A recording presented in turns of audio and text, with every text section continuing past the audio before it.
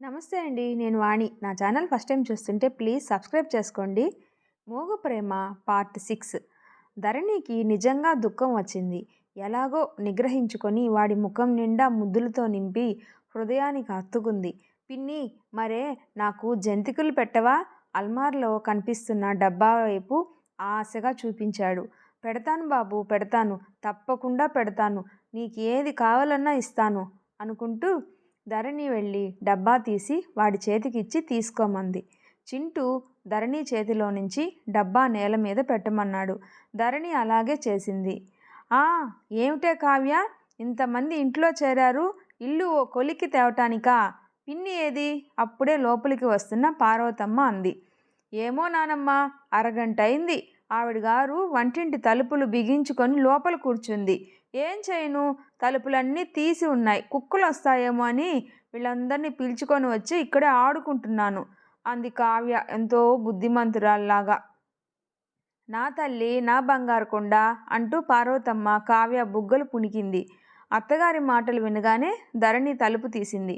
ఏం చేస్తున్నావే లోపల? ఆవిడ వంటింట్లోకి తొంగి చూసింది. చింటూ కింద కూర్చొని చెక్కిలాలు తింటున్నాడు. పార్వతమ్మకి ఆ దృశ్యం మరో విధంగా అర్థమైంది. మధ్యాహ్నం డబ్బాలో కావ్య మాయం చేసిన చెక్కిలాలకి ఆరా దొరికింది అనుకుంది చోద్యంగా చూస్తూ. అదేం పనే ధరణి, ఇది నీ ఇల్లు, నీ ఇంటిలో నీకు దొంగతనం ఏమిటి? నువ్వంత శ్రమపడి వండావు, 2 చెక్కిలాలు నోట్లో వేసుకుంటే కాదనే మనిషినట్టే నేను? రామరామ, చచ, ఇలాంటి పనులు ఇంకెప్పుడూ చేయకు, నాకు బాగుండదు అంది. ధరణి పై ప్రాణం పైనే పోయిన దానిలా మరాన్పడిపోయి అలాగే చూడసాగింది. కావ్య కళ్ళలో వింత సంతోషం మెరిసింది. రోగం కుదిరింది అమ్మాయి గారికి అన్నట్లు చూసి, రండర్రా, మా నానమ్మ వచ్చింది, బయటికి పోయి ఆడుకుందాం అని వాళ్ళందరినీ తీసుకొని పోయింది. ఆ సాయంత్రం తండ్రి రాగానే అతని భుజం మీద పడి ఊగుతున్న కావ్య మధ్యాహ్నం ఇంటిలో జరిగిన రహస్యం తండ్రి చెవిలో ఊదింది. నాన్న, మరే పిన్ని దొంగతనంగా చెక్కిలాలు తింటుంటే నానమ్మ చూసి కేకలేసింది. సూర్యంకి ధరణి మీద కోపం రాలేదు, అసహ్యం వేయలేదు, ఎందుకో జాలి వేసింది. కానీ ఆ జాలిని మాటల రూపంలో బహిర్గతం చేయలేదు అతను. సూర్యం, అతనితో పాటు పార్వతమ్మ, ధరణి ఎంతగానో ఎదురు చూసిన హోటల్ కాంట్రాక్టు సూర్యంకే లభించింది. పెట్టుబడి అంతా యజమానులదే. సూర్యం దగ్గరుండి జాగ్రత్తగా, గట్టిగా దుబారా అయిపోకుండా సాధ్యమైనంత త్వరలో ఆ హోటల్ కట్టించాలి. అహర్నిశలు వాళ్ళు కూడా ఉండి పని సరిగా జరుగుతుందా లేదా అని అజమాయిషీ చేసేందుకు నెలకు జీతం కాక విడిగా 1,00,000కింత అని పర్సంటేజ్ కూడా ఇస్తాము అన్నారు. హోటల్ కట్టిస్తున్న వాళ్ళు సూర్యంకి చిన్ననాటి మిత్రులు అవటంతో అతనికి ఇలాంటి అవకాశం లభించింది. వాళ్ళ దగ్గర అగ్రిమెంట్ మీద సంతకం చేసి అడ్వాన్స్ తీసుకోగానే సరాసరి ఇంటికి వచ్చిన సూర్యం వీధి గుమ్మంలో నుంచే అమ్మా అంటూ బిగ్గరగా కేక పెట్టాడు. వంట ఇంటిలో కూర్చొని కూరగాయలు తరుగుతున్న పార్వతమ్మ హృదయం జల్లుమంది. ఎన్నో సంవత్సరాల తర్వాత ఆ పిలుపు ఇదివరకటి పిలుపులా వినిపించింది. తనకేదైనా చాలా మంచి జరిగినప్పుడు కానీ, రిజల్ట్స్ వచ్చి ఫస్ట్ క్లాసులో పాస్ అయ్యానని తెలుసుకున్నప్పుడు కానీ సూర్యం వీధి గుమ్మంలో నుంచి ఇలాగే కేకలు పెట్టేవాడు. అమ్మా పరుగులాంటి నడకతో అతను సరాసరి వంటి ఇంటి దగ్గరగా వచ్చేశాడు. అప్పటికే పార్వతమ్మ కత్తిపీట మీద నుంచి లేచి బయటకు వస్తుంది. అమ్మా, అగ్రిమెంట్ అయింది, కాంట్రాక్టు నాకు దొరికింది. తల్లి 2 చేతులు పట్టుకుని హుషారుగా అన్నాడు సూర్యం. ఆవిడ కళ్ళల్లో నీళ్లు తిరిగాయి. అది డబ్బు వస్తున్నందుకు కాదు, దరిద్రం తీరబోతుంది అన్నందుకు కూడా కాదు. సూర్యంకి ఊపిరాడకుండా చేతి నిండా పని తగులుతుంది. ఆ శ్రమతో, ఆ అలసటలో కాస్తైనా గతాన్ని మర్చిపోగలడు అనే ఆశ, నమ్మకం ఏర్పడుతున్నందుకు. సూర్యం తల్లి చేతులు వదిలేసి చుట్టూ వెతికాడు. కావ్య, చింటూ, ఎక్కడ మీరు? వీధిలో ఆడుకుంటున్న కావ్య తండ్రిని చూడగానే ఇంటికి పరిగెత్తుకు వచ్చింది. గుమ్మంలో అడుగు పెట్టగానే తండ్రి దగ్గరికి వస్తూ, ఏంటి నాన్న అంది. దొడ్లో బకెట్లో ఉంచిన నీళ్లు పారబోస్తున్న చింటూ తడి చొక్కాతో లోపలికి వచ్చాడు. సూర్యం ఇద్దరిని దగ్గరకు తీసుకున్నాడు. కావ్య, నీ గౌను మట్టి కొట్టుకుని మాసిపోయింది. చింటూ, నువ్వు బట్టలు తడిపేసుకున్నావా? ఇద్దరూ చప్పున ముఖాలు కడిగించుకొని క్షణంలో సిద్ధమైతే నేను బజార్ తీసుకువెళ్తాను. మీకేం కావాలంటే అది కొనిపెడతాను. బొమ్మలు, బిస్కెట్లు, బట్టలు అంటూ పక్కకు తిరిగి, అమ్మా ధరణితో వాళ్ళని త్వరగా తయారు చేయమని చెప్పు అనేసి బాత్రూమ్ వైపుకి వెళ్ళిపోయాడు. భర్త ఇంత సంతోషంగా ఇంత కులాసాగా ఉండగా ధరణి ఇంతవరకు ఎన్నడూ చూడలేదు. అక్కడ నుంచి సూర్యం వెళ్ళిపోగానే వంట ఇంట్లో నుంచి యువతలకి వచ్చి చింటూని, కావ్యాని దొడ్లోకి తీసుకువెళ్ళింది. సూర్యం కోరినట్టుగానే 10 నిమిషాల్లో చకచకా ఇద్దరిని తయారు చేసింది. బట్టలేసుకున్నారా? గుడ్, పదండి. చింటూనెత్తుకొని కావ్యాన్ని చేయి పట్టుకొని నడిపించుకుంటూ అవతలికి వెళ్ళిపోయాడు. అత్తాకోడళ్ళిద్దరూ బయట గుమ్మం దగ్గర నిలబడి తండ్రి పిల్లలు కనుమరుగు అయ్యే వరకు అలాగే చూస్తూ నిలబడ్డారు. అబ్బా, మళ్ళీ జన్మలో ఇలా చూస్తానని అనుకోలేదు అంది పార్వతమ్మ కళ్ళు తుడుచుకుంటూ. ధరణి కళ్ళు కూడా చెమర్చినాయి. నవ్వుతూ హుషారుగా ఉన్న సూర్యం ఈరోజు పూర్తిగా వేరుగా ఉన్నాడు. అతని వయసు తగ్గినట్టుగా ఉంది. రోజు కంటే అందంగా మరీ మరీ చూడాలి అనిపించేటట్లు ఉన్నాడు. కోడలు చేయి పట్టుకుంటూ పార్వతమ్మ అడిగింది. ధరణి, కాసిన్ని పాలైనా ఉన్నాయా? ఉన్నాయన్నట్టు తలూపింది. పద, నీ వంట త్వరగా కానీ ఇవాళ నా చేతులతో స్వయంగా పాయసం చేసి వాడి చేత తినిపిస్తాను. ఎన్నాళ్ళయిందో అంది. ఇద్దరూ వంట ఇంట్లోకి వచ్చారు. రాత్రి 9 గంటలు దాటింది. వంటంతా పూర్తయింది. ధరణి ఇల్లు శుభ్రపరిచి నలుగురికి ఒకేసారి వడ్డించేలా ఏర్పాట్లు చేసింది. నేనెందుకు లేవే, నేను తర్వాత నీతో తింటానుగా అంది ఆవిడ. అలా కాదు, కూర్చోండి మీరు అన్నట్లు సైగ చేసింది ధరణి. ఇంటి ముందు ట్యాక్సీ ఆగింది. అదిగో వచ్చినట్లున్నారు అంది పార్వతమ్మ. తండ్రి ట్యాక్సీకి డబ్బు చెల్లిస్తుండగా 2 చేతుల మీద మోయలేక ప్యాకెట్లు పట్టుకొని అవస్థపడుతూ చింటూ, కావ్య యువతలకు వచ్చారు. వాళ్ళిద్దరి కళ్ళు ఆనందాతిశయంతో మిలమిలలాడుతూ ఉన్నాయి. నానమ్మ, ఇవి నా గౌన్లు కావ్య పార్వతమ్మకి ఇచ్చింది. నా బొమ్మలు అంటూ చింటూ ధరణి దగ్గరికి వచ్చాడు. ఈ లోపల సూర్యం కూడా వచ్చాడు. అతని చేతిలో కూడా ప్యాకెట్లున్నాయి. కింద కూర్చొని మధ్య గది నిండా పరిచాడు. కావ్యకి, చింటూకి బట్టలు, బొమ్మలు, పక్క మీదకి అందరికీ దుప్పట్లు, తువ్వాళ్ళు, సూర్యంకి షర్ట్సు, టైలు, జోళ్ళు, పార్వతమ్మకి 2 చీరలు, ఎన్నెన్నో ఉన్నాయి. కొడుకు విప్పుతున్న ఒక్కొక్క ప్యాకెట్టే ఆత్రంగా చూస్తూ ధరలు అవి అడుగుతూ నాణ్యం పరిశీలిస్తున్న పార్వతమ్మ అవి విప్పటం అవగానే ఒకసారి అన్నింటినీ కలయ చూసి, ఇందులో ధరణికేం తెచ్చావు మరి అంది. సూర్యం ముఖంలో నవ్వు ఎగిరిపోయింది. తెల్లబోయినట్టు చూశాడు. అతని ముఖం క్షణంసేపు తను అనుకోకుండా చేసిన పొరపాటు గుర్తుకు వచ్చినట్లు అలాగే మ్లానమైంది. జవాబు చెప్పలేనట్టు అలాగే ఉండిపోయాడు. మరుక్షణంలోనే ఒకసారి భుజాల మీద కుదింపుతో తనని తాను కూడదీసుకొని నవ్వేస్తూ, ఆడవాళ్ళ విషయాలు నాకేం తెలుస్తాయమ్మా, డబ్బిస్తాను, రేపు నువ్వు స్వయంగా వెంట పెట్టుకొని బజార్కి తీసుకుని వెళ్ళి కొనిపెట్టు అన్నాడు. అప్పటి వరకు ఆనందంగా అవన్నీ గమనిస్తున్న ధరణి అత్తగారు హఠాత్తుగా అలా అడగటం, అతను తెల్లబోవటం చూసి తల వంచుకొని అక్కడి నుంచి వెళ్ళిపోయింది. అంత ఆనందంలో ఉన్న అతనికి తను గుర్తులేదు. అది సహజమే. ధరణి మనసు వేదనామయమైంది. అదేమిటి, ఆ అమ్మాయికి కూడా ఏమైనా తీసుకురావద్దు మందలిస్తుంది పార్వతమ్మ. మర్చిపోయానమ్మా, తప్పు చేసినట్లుగా అన్నాడు సూర్యం. పర్వాలేదనుకో, ఇలాంటివి మనసులో పెట్టుకునే మనిషి కాదనుకో అది. కానీ సూర్యం, ధరణి చాలా మంచి పిల్లరా, నీకు నచ్చింది అని చెప్పినప్పుడే అనుకున్నానమ్మా నవ్వుతూ అన్నాడు. ఆ సంగతి మామూలు ధోరణిలో పడిపోయింది.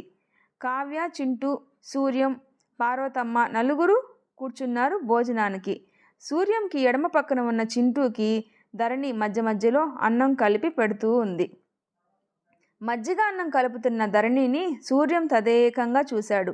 అంతే, అతని హృదయాకాశం నిండా హారుమబ్బులు నిండినాయి. తల ఉంచుకొని అన్నం కెలుకుతూ కూర్చుండిపోయాడు. హఠాత్తుగా ఎలాగో అయిపోయిన కొడుకుని పార్వతమ్మ ఓరకంట కనిపెడుతూనే ఉంది. అతని ఆంతర్యంలో మెదులుతున్న ఊహలు కూడా పసిగట్టింది. అయినా పైకి మామూలుగా ఏమీ తెలియనట్టే అడిగింది. ఏమిటి సూర్యం, అలా కూర్చుండిపోయావు? ఏం కావాలి? నాకు ఆకలి లేదమ్మా హఠాత్తుగా భోజనం ముందు నుంచి లేస్తూ అన్నాడు. సూర్యం వారిస్తున్నట్టుగా కేక వేసింది తల్లి. దయ ఉంచి నన్నిప్పుడేం అనకమ్మా, నాకు చాలా బాధగా ఉంది చెయ్యి కడుక్కుంటూ అన్నాడు. వంటింట్లోకి వెళ్ళబోయే ముందు క్షణం సేపు ఆగి పరధ్యానంగా తనలో తాను గొణుక్కుంటున్నట్టుగా అన్నాడు. గీత అంత తొందర ఎందుకు పడిందో నాకు ఇప్పటికీ అర్థం కావడం లేదమ్మా. సూర్యం వెళ్ళిపోయాడు. అతనితో పాటే పార్వతమ్మ వెళ్ళిపోయింది. తొందర ఎందుకు పడింది అంటే నీ బ్రతుకును నాశనం చేయటానికి. దౌర్భాగ్యురాలు, దాని జ్ఞాపకం నిన్ను వదిలే వరకు నువ్వు సుఖపడవు, మమ్మల్ని సుఖపెట్టవు కఠినంగా అంది పార్వతమ్మ. ధరణి కలతబారిన మనసుతో విగ్రహంలో నిలబడి చూడటం తప్ప ఇంకేం చేయలేకపోయింది. పార్వతమ్మ ఆప్తురాలైన రంగమ్మ తిరుపతి, కాళహస్తి, కంచి మొదలైన పుణ్యక్షేత్రాలు తిరిగి రావటానికి వెళ్తుంది. ఆవిడ చిన్న కొడుకు స్వయంగా వెంట తీసుకుని వెళ్ళి అన్నీ చూపించబోతున్నాడు. నువ్వు నాతో రావమ్మ వదిన, 10 రోజుల పాటు అలా తిరిగి వద్దాం అంటూ ఆవిడ ఊసుబాక వచ్చిన పార్వతమ్మని బలవంతం చేసింది.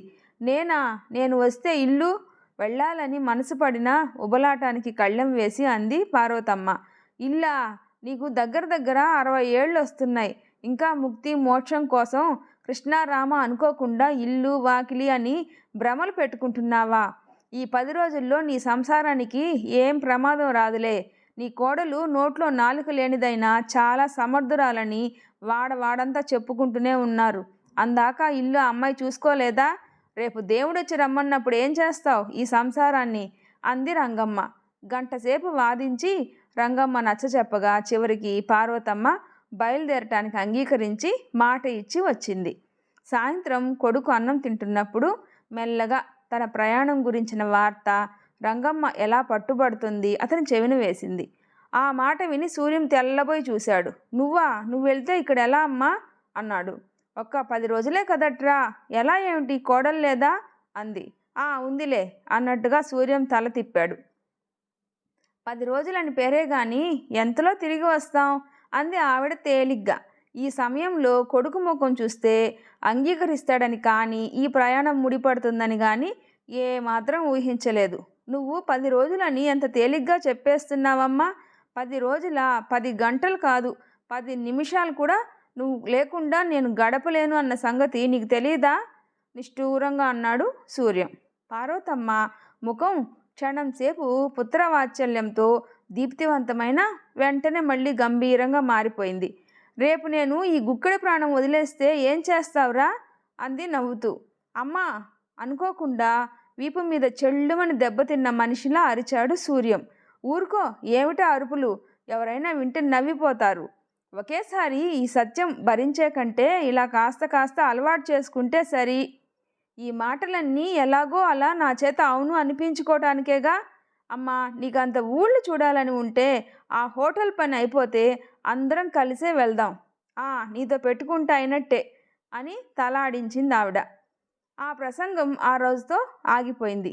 మర్నాడు ఉదయం సూర్యం కాఫీ తాగుతుండగా పార్వతమ్మ మళ్ళీ ప్రయాణం మాట కదిపింది. ఏరా, ఏమంటావు? ఏమిటమ్మా? అదే నేను యాత్ర వెళ్ళే సంగతి. అది నువ్వు ఇంకా మర్చిపోలేదమ్మా చిరునవ్వుతో అన్నాడు సూర్యం. నన్ను బొత్తిగా చిన్నపిల్లని చేసి మాట్లాడుకురా, నాకు ఒళ్ళు మండుతుంది.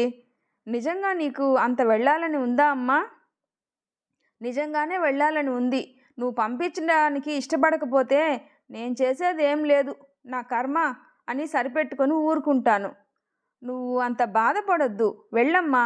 ఎంత డబ్బు కావాలో చెప్పు, మధ్యాహ్నం రంగమ్మని అడిగి చెప్తాను.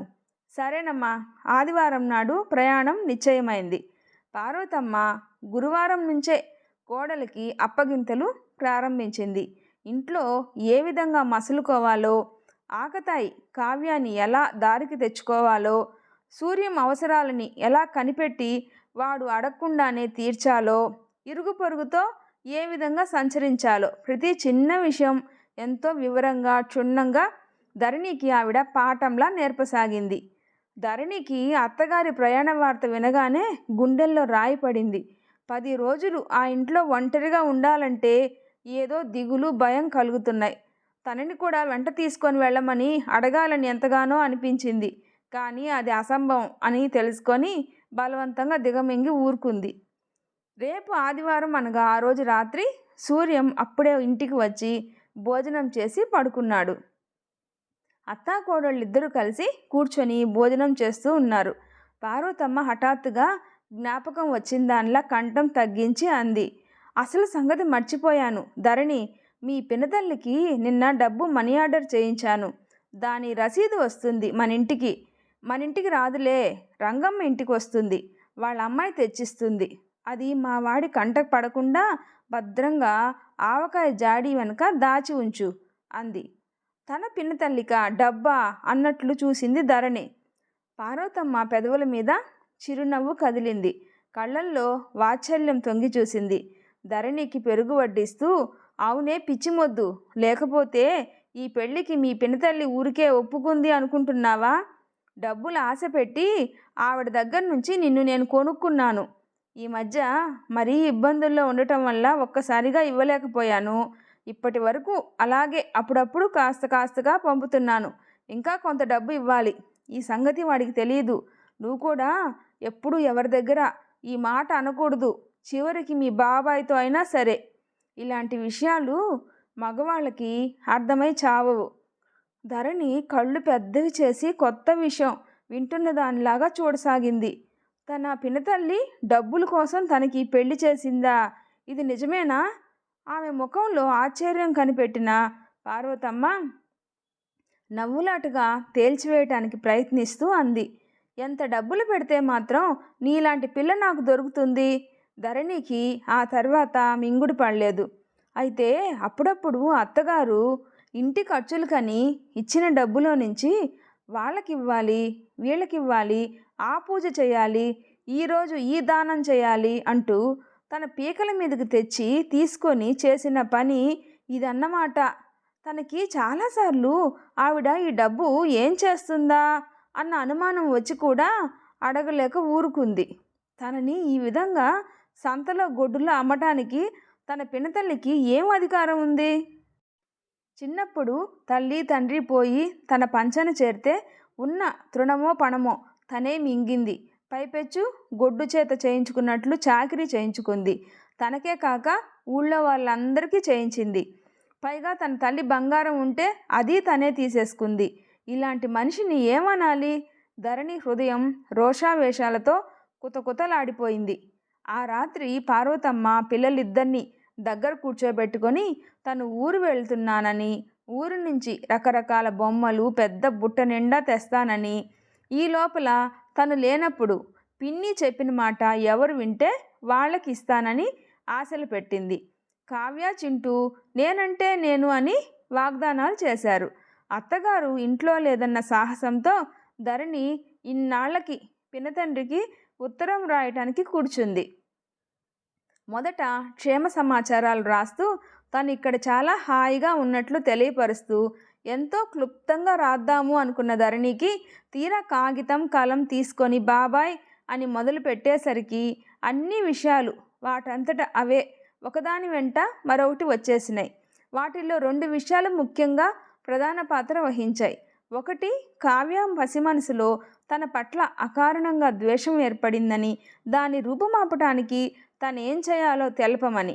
రెండోది, సూర్యం జీవితం నిండా, అతని ఆలోచనల నిండా అతని అణువణువున ఆక్రమించుకుని ఉన్న బాధ తొలగి అతని హృదయంలో ఏ చిన్న మూలైనా సరే, అదెంత చిన్న చోటైనా సరే తనకి ప్రవేశం కలగాలనే తహతహ తనకెందుకు ఏర్పడిందో తనకే తెలియటం లేదని ఉత్తరం చివర తన మనసులోని ఘర్షణ ఇలా రాసింది ధరణి.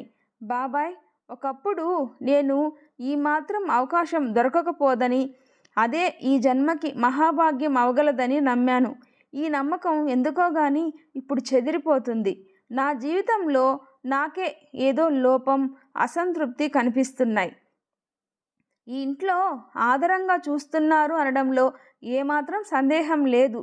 కానీ ఆ ఆదరణలో తమ అవసరాలను తీరుస్తూ శరీర కష్టం చేసే మనిషి మీద కనబరిచే కృతజ్ఞత తప్ప ఆత్మీయతను పంచి ఇచ్చే సాన్నిహిత్యం లేదు. వాళ్ళు కూర్చున్నప్పుడు వాళ్ళతో సమానంగా నేను కూర్చోలేను. వాళ్ళతో కలిసి కులాసాగా నవ్వలేను. వాళ్ళందరి మధ్య నేను పూర్తిగా వేరు, పరాయిదాన్ని అనే భావం నా నరాల్లో నిండిపోతుంది. నేను మీ దగ్గర మసిలేటటువంటి స్వేచ్ఛ నాకు ఈ ఇంట్లో ఎప్పటికైనా వస్తుందో లేదో, అసలు ఎన్నటికీ రానే రాదో నాకు తెలియటం లేదు. బాబాయ్, నా భర్త అని మీరంతా ముద్ర వేసిన ఈ సూర్యం అనే వ్యక్తిలో నా పట్ల కాస్త ఆపేక్ష కలగాలని, నన్నుగా అతను గుర్తించాలని, అతనికి నేను రవ్వంత సన్నిహితం కావాలని, అతని ఆలోచనల్లో నాకు భాగం ఉండాలని నేను కోరుకోవటం తప్ప అది దురాశ. కేవలం ఆశ్రయం కోసం, తిండి బట్టల కోసమే అయితే నేను ఈ ఇంట్లోనే ఎందుకు ఉండాలి? ఈ ప్రపంచంలో ఇంకెన్ని ఇళ్ళు లేవు? ఇంకో విషయం కూడా నాకే చాలా ఆశ్చర్యం వేస్తుంది. మన ఊళ్ళో ఉండగా నేను అంతమందికి అన్ని విధాలా చాకిరీ చేసి పెట్టాను. కానీ వాళ్ళల్లో ఒక్కరి దగ్గర నుంచి కూడా నేను ఏమీ కోరలేదు. నిస్వార్థంగా, నిరాపేక్షగా చేశాను. కనీసం అయ్యో మనకి చేసిందే అనే ఒక మంచి మాట కోసం కూడా నేను ఎదురు చూడలేదు. అలాంటి దాన్ని నేను ఇక్కడ ఇంత స్వార్థపరురాల్ని ఎందుకు అవుతున్నాను? ఇన్ని ఆలోచనలు నాకు ఎందుకు వస్తున్నాయి? నాకు బొత్తిగా అర్థం కావటం లేదు. నువ్వు వెంటనే నేనేం చేయాలో ఆదేశం పంపు, శిరసావహిస్తాను. తర్వాత ఏం జరుగుతుందో నెక్స్ట్ పార్ట్లో తెలుసుకుందాం. నా వీడియో నచ్చితే ప్లీజ్ లైక్ చేసి షేర్ చేయండి, సబ్స్క్రైబ్ చేసుకోండి. Thanks for watching.